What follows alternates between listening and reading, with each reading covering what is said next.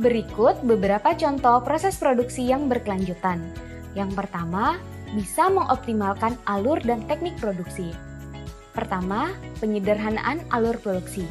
Yang dimaksudkan dengan penyederhanaan alur produksi, misalnya pada saat kegiatan menganyam, kita dapat menganyam menggunakan tangan atau tanpa mesin sehingga tidak menimbulkan polusi.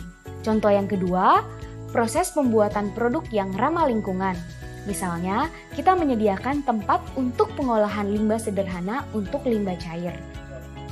Contoh yang ketiga, mengurangi produk yang tidak sesuai standar atau produk reject. Misalnya, kita dapat memanfaatkan daun sisa anyaman sebagai pupuk untuk mengurangi tahapan produksi yang tidak perlu. Dan yang keempat, menerapkan SOP dalam semua tahapan proses produksi. Contoh proses produksi berkelanjutan yang kedua adalah pengaturan area kerja.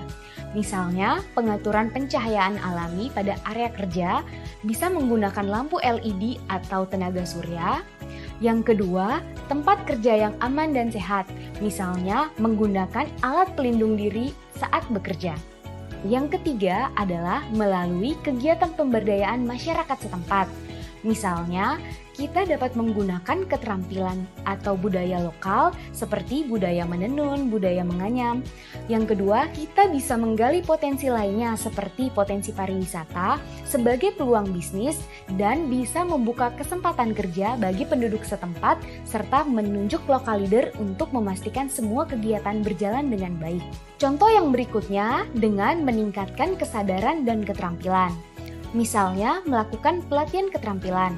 Contohnya, pengenalan pemilahan sampah, pelatihan menggunakan bahan-bahan yang berbahaya, serta melakukan edukasi terkait gerakan hemat energi di area kerja. Contoh yang kedua, melakukan kampanye pelestarian lontar atau bahan baku lainnya yang digunakan. Kampanye pelestarian lontar, misalnya, menyampaikan cara pembersihan lontar atau tidak menebang anakan lontar. Kampanye pelestarian ini dapat dilakukan dengan menayangkan iklan pada saat break, training, atau meeting. Yang kedua, melalui pembagian flyer. Yang ketiga, bisa menggunakan hashtag saat presentasi atau menyampaikan surat di lapangan.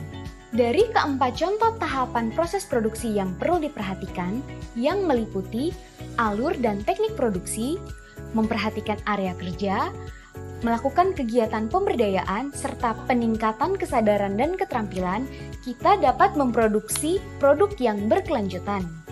Strategi produksi produk yang berkelanjutan dapat dilakukan melalui desain produk yang berkelanjutan atau menggunakan kemasan produk yang aman dan ramah lingkungan. Contohnya, dapat menggunakan kemasan yang dapat didaur ulang seperti kemasan berbahan dasar singkong, jagung, atau kertas yang dapat didaur ulang. Tahapan siklus produk yang ketiga adalah tahapan penyaluran atau distribusi. Berikut beberapa contoh tahapan penyaluran distribusi yang dapat diterapkan. Misalnya, penggunaan alat transportasi yang paling ekonomis. Contohnya, dapat menggunakan sepeda atau gerobak atau ojek untuk rute yang tidak terlalu jauh dan dengan jumlah barang yang dapat diperkirakan. Atau dapat menggunakan mobil pick-up untuk rute yang cukup jauh dan mencakup beberapa area serta untuk jumlah barang yang lebih banyak. Yang kedua, penggunaan kemasan pengiriman yang berdampak rendah. Misalnya, dapat menggunakan kotak kayu, karton, atau dus dari bahan daur ulang yang dapat didaur ulang atau yang terbarukan. Yang ketiga, sistem perencanaan penyaluran yang baik. Misalnya, memaksimalkan jumlah muatan dengan mengajak orang lain untuk dibonceng di ojek yang dapat membantu membawa produk dengan lebih banyak. Yang kedua, melakukan perencanaan rute perjalanan yang lebih optimal. Contoh yang berikutnya, dapat membuat tempat penyimpanan yang maksimal dengan mengatur frekuensi jumlah pengiriman yang lebih optimal. Contoh keempat, membangun kemitraan dan kerjasama. Misalnya, membangun kemitraan dan kerjasama dengan fasilitator lapangan yang dapat membantu untuk memastikan semua proses di lapangan berjalan dengan baik. Yang kedua, kita bisa membangun kerjasama dengan pedagang dan penyalur lokal atau bermitra bersama UMKM lainnya, serta penyedia jasa transportasi yang ada di daerah setempat.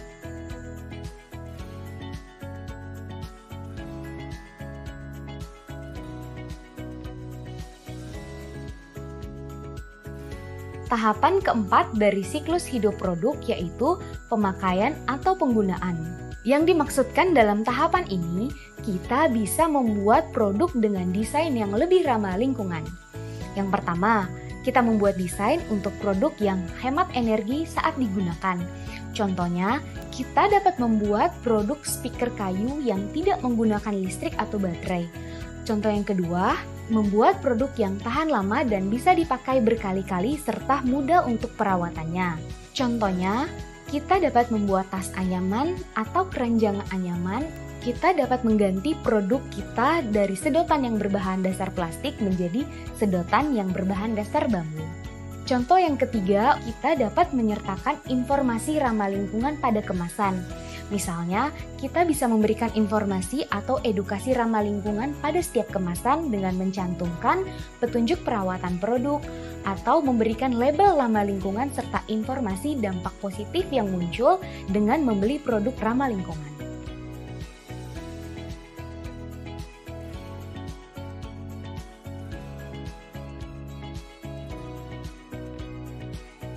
Tahap terakhir dari siklus hidup produk yaitu tahap pembuangan atau daur ulang.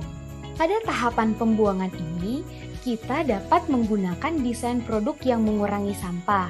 Misalnya, membuat desain produk yang lebih mudah dibongkar dan dapat dimanfaatkan sebagai benda lainnya.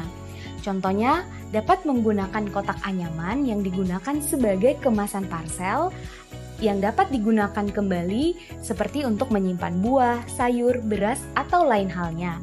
Yang kedua, kita dapat menggunakan kemasan daur ulang.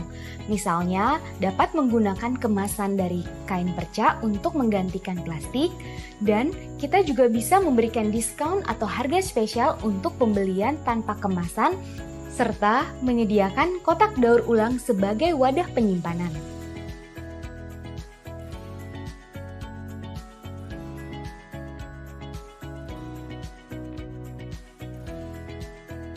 Nah, setelah kita sama-sama belajar tentang rantai nilai yang berkelanjutan dan siklus hidup produk, bukan hal yang mudah untuk bisa menerapkan rantai nilai berkelanjutan.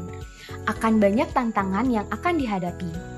Berikut beberapa contoh tantangan yang akan dihadapi. Yang pertama, resiko dari material dan teknik menganyam untuk bahan-bahan alam. Yang kedua, rendahnya pemahaman pembeli tentang produk yang ramah lingkungan. Yang ketiga, sulit menunjukkan manfaat produk.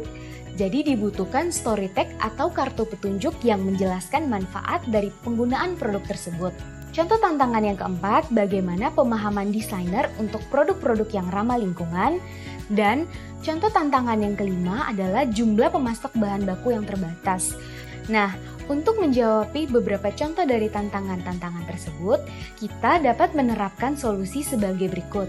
Yang pertama, dengan strategi pemasaran yang tepat. Yang kedua, bisa mengikuti kegiatan pelatihan dan mencari referensi yang banyak. Dan yang ketiga, dapat bergabung dengan komunitas-komunitas serupa sehingga kita dapat saling bertukar pandang terhadap permasalahan dan tantangan yang sedang dihadapi. Berikut beberapa contoh produk-produk yang ramah lingkungan.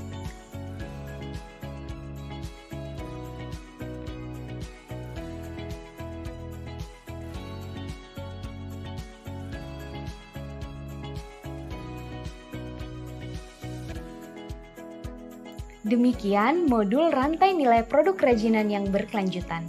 Terima kasih.